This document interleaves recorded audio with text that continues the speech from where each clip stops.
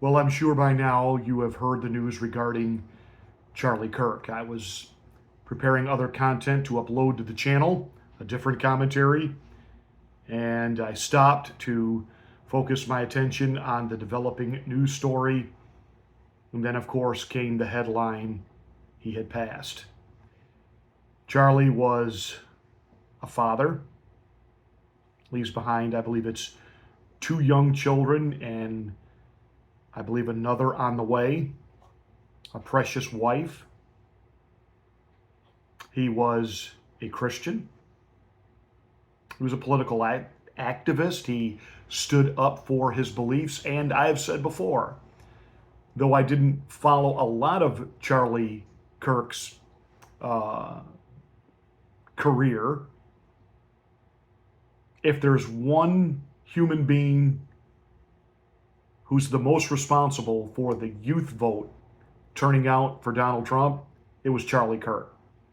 I do remember distinctly on election night as NBC, ABC, CBS, CNN, PMSNBC, as they were all talking about how the polling places on college campuses were having to stay open a little bit extra late because the lines were so long. They were all salivating, just automatically assuming that all that youth vote was for Kamala. And I remember thinking real early on when I started hearing those reports, this is Charlie Kirk.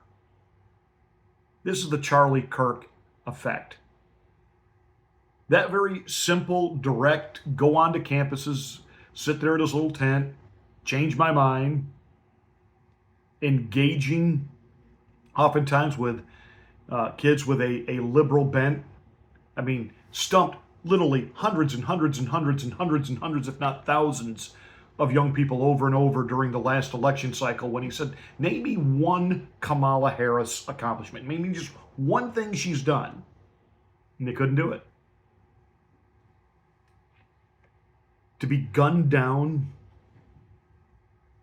at an event where it was just simply an exchange of ideas. And yet the left is the one constantly telling us we are the fascists. We are the ones that are crushing dissent, not allowing the other side to speak. We're the ones being shot at. Scalise, Trump, Kirk. And this is a real crossing of the line here. Charlie Kirk was not a politician. He was a political commentator, a journalist. On the one hand, as a Christian, I understand Romans 8:28. We know all things work together for good to them that love God, those who are called according to his purpose. I understand where Charlie is today. I know that. He was a dedicated Christian Christ follower. I know he is in the presence of his Savior. But that doesn't mean that as a man of faith, I'm not also a man that doesn't look at just a grieving wife and children who will grow up not knowing their father and think to myself, God, why? It also doesn't mean that I don't have some anger right now. Somebody reached out to me, my own son, said, now is the time for us to come together. I'm thinking, yeah, maybe. But I want the person that did this, I want a piece of them. Because this has got to stop.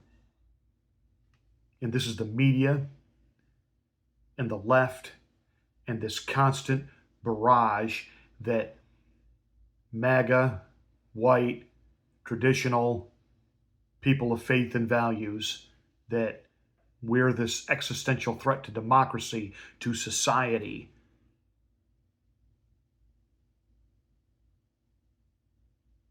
We're the ones dying.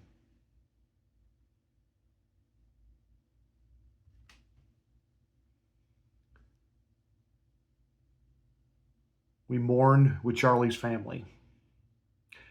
But at the same time, it is time for MAGA conservatives everywhere to stand up, speak out, and let them know there's too many of us. We will not be silenced.